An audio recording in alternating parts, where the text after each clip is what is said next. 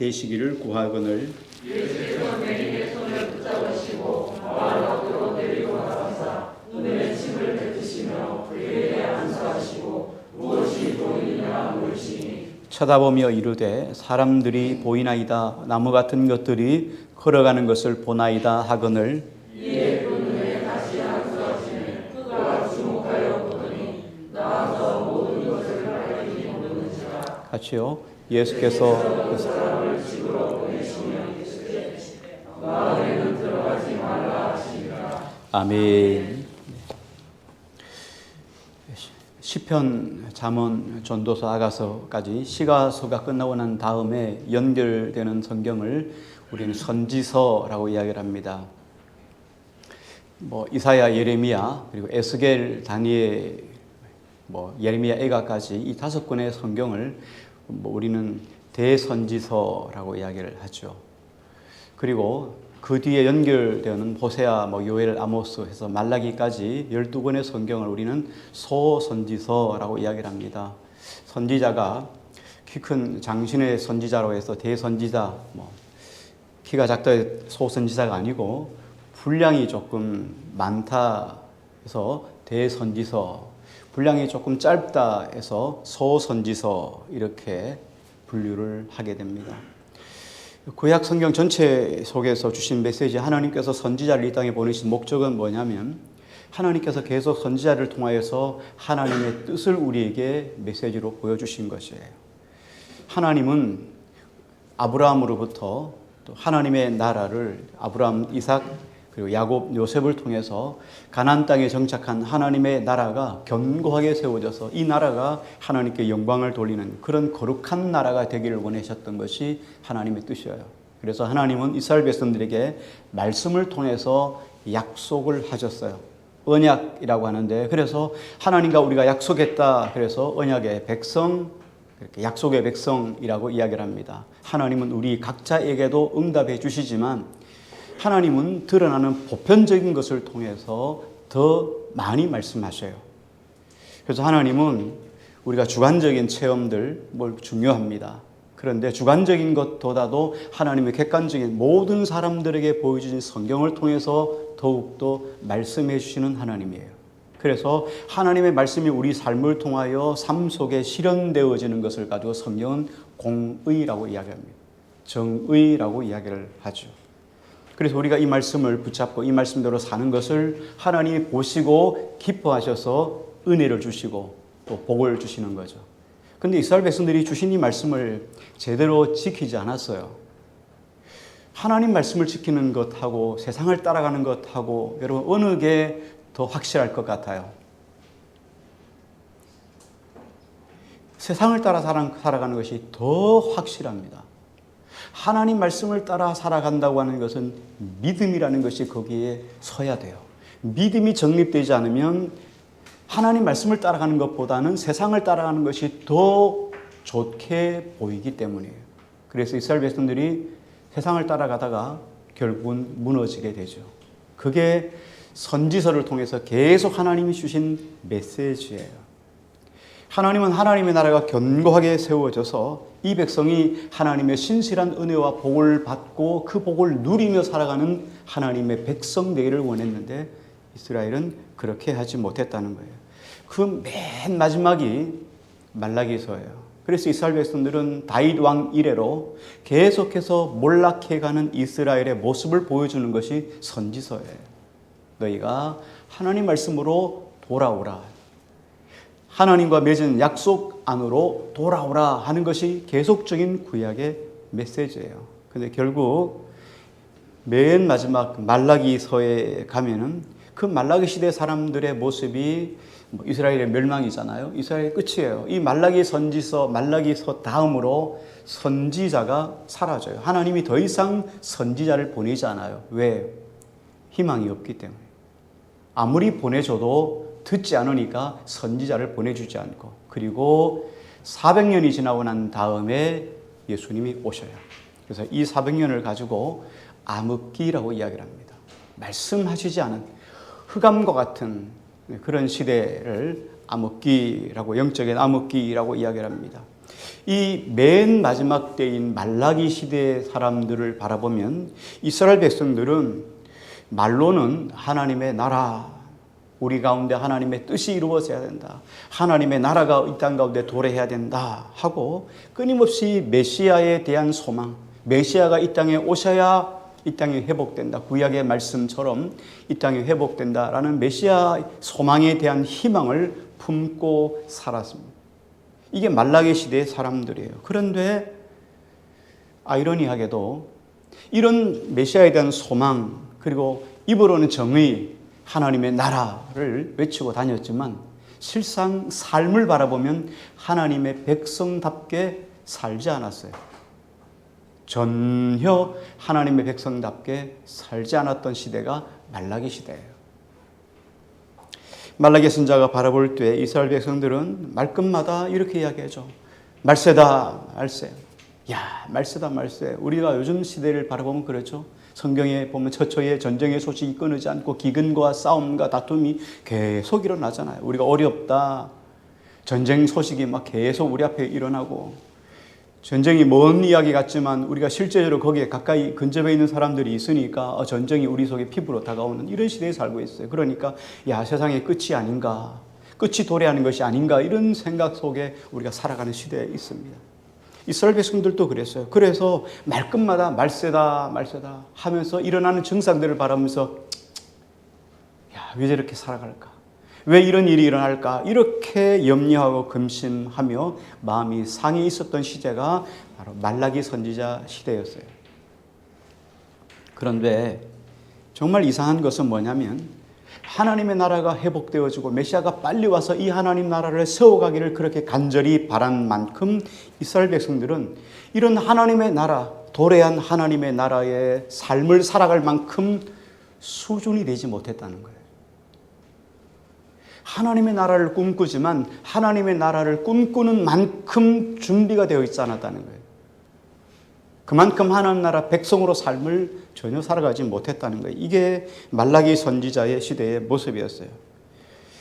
구약에서 이사야 선지자부터 말라기까지 계속 내려오는, 계속 선지자들이 외치는 것이 뭐냐면 너희가 하나님과 맺은 약속 안으로 들어오라, 이 말이었어요. 하나님의 약속으로 들어오라 하는 것은 한마디로 이야기를 하면 공평과 정의예요. 하나님이 얼마나 공평하십니까? 이런 거예요. 50년 예수 믿어도, 금방 예수 믿어도 하나님 말씀에 순종하고 살아가면 은혜와 복을 주세요. 50년 믿었다고 하나님이 더 프리엄을 붙여준 것 하나도 없어요. 지금까지 세상에서 함부로 살다가 예수님 영접하고 예수님 믿고 말씀에 순종하면 하나님이 그에게 은혜를 더 주세요. 그래서 나중된 자가 처음 되고 처음 된 자가 나중된다는 이야기예요. 그래서 신앙의 연조나 이런 것들이 삶 속에 많이 알긴 아니까 더 잘할 수 있는 기회가 많다는 것뿐이지 하나님이 주시는 것은 항상 공의예요. 하나님은 항상 공의예요. 말씀께로 돌아오면 어느 누구라도 은혜와 복을 주시는 것이 하나님의 공의였어요. 그런데 이스라엘 백성들이 이 공의가 사라졌다는 거예요. 선지자가 계속 메시지를 주는 거예요. 말씀으로 돌아오라, 말씀으로 돌아오라 계속 했는데도 이스라엘 백성들은 돌아오지 않았어요. 이 사람들을 주님의 제자의 자리로 끝까지 끌고 가신다는 거예요. 우리가 보기에 제자들이 얼마나 답답합니까? 그렇게 기적을 행하셨으면 한 번쯤은 하나님의 아들이라고 인정해 줄 수도 있잖아요. 그런데도 여전히 자신의 시약 속에, 자신의 가지고 있는 사고 속에 빠져 있어서 예수님을 하나님의 아들로 알지 못하는 그들이 답답하기도 하지만, 그들을 향해서 성기를 낼 만도 하지만, 분노하실 수도 있지만 주님은 그렇게 하지 않고 끝까지 그들을 제자의 자리, 제자의 반열에 올리시는 하나님의 사랑을 보게 돼요. 하나님은 저와 여러분들을 그렇게 이끌어 가실 거예요. 이 사건은 우리에게 이런 결론을 우리에게 제공해 줍니다. 우리 인간은 예수님을 깊이 만나야, 예수님의 만져주심을 경험해야 비로소 주님의 제자가 될 수 있다는 거예요. 기적을 아무리 많이 봐도 제자가 되는 게 아니에요.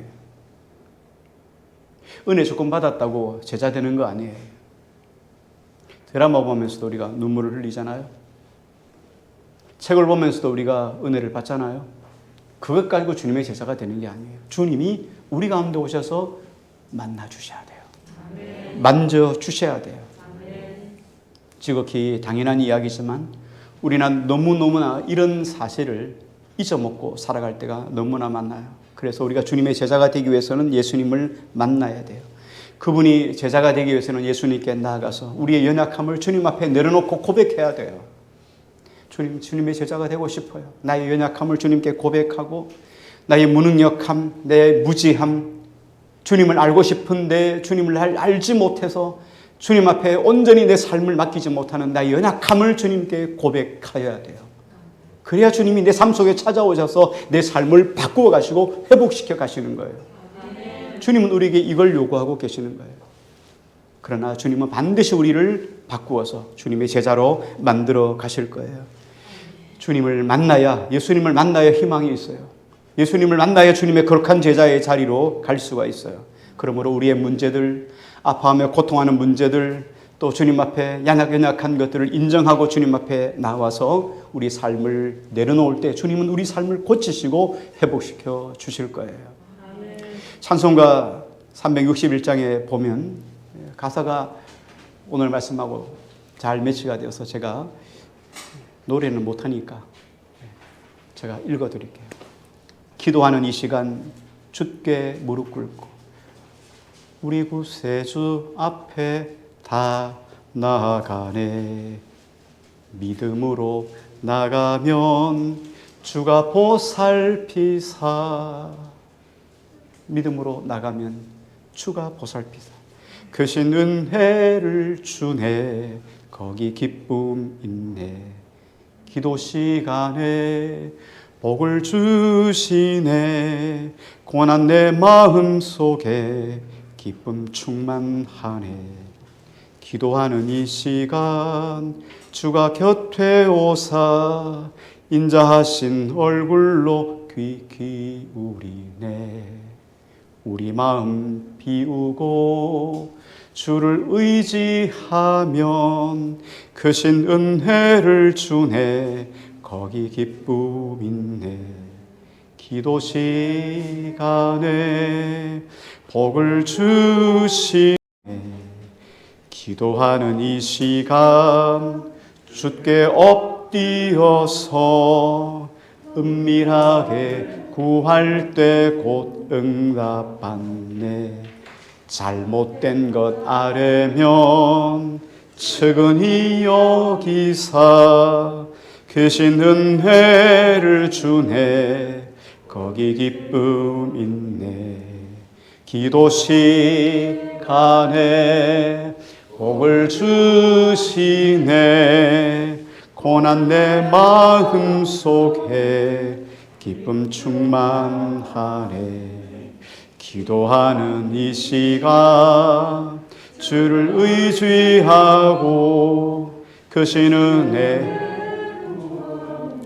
곧 받으리라. 의지하는 마음에 근심 사라지고 크신 은혜. 믿음으로 나가는 주가 보살피사. 우리 마음 비우고 주를 의지하는.